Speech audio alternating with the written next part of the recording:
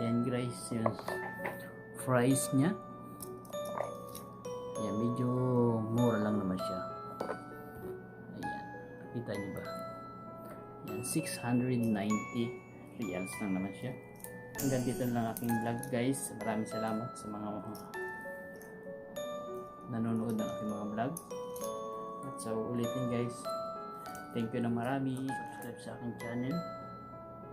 At bago ka lang, huwag mong kalimutan mag-subscribe ka na.